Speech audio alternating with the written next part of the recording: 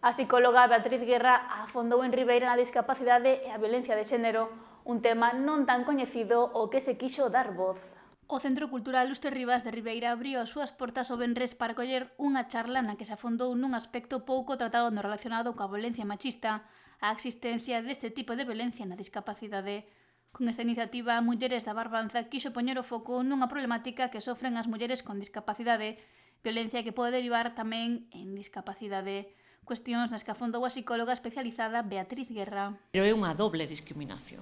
Vale, ser muller con discapacidade e o mellor ser de outra etnia ou ser inmigrante ou ser unha persona racializada.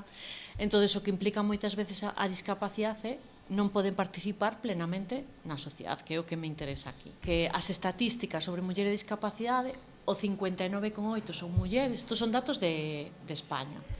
A discapacidade máis frecuente é a osteoarticular, vale?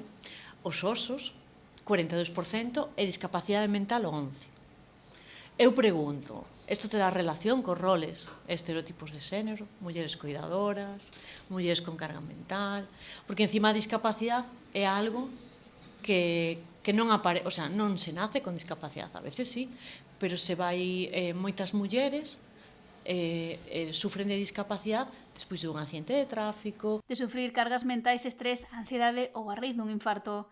Tamén especificou a discapacidade mental a raíz de ter depresión, ansiedade ou de sufrir violencia de xénero. Atendo a mulleres de violencia de xénero pola Xunta.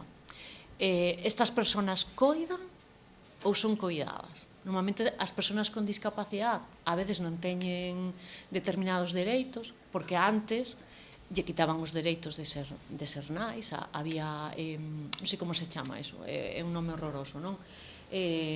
Bueno, as operaban, non? Para non ser nais, pero sí que coidan aos seus pais, coidan os fillos de outros, ou incluso a veces traballan de auxiliar, vale? A pesar de que, en principio, as persoas con discapacidade non poden traballar, non? Irónico, non?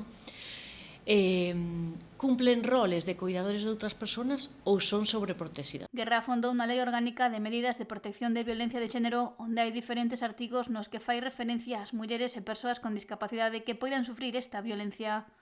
Unha vintena de mulleres asistiron a esta charla na que se tratou a importancia de que se coñezan todos os medios aos que poden acceder as persoas con discapacidade que sufran violencia de xénero.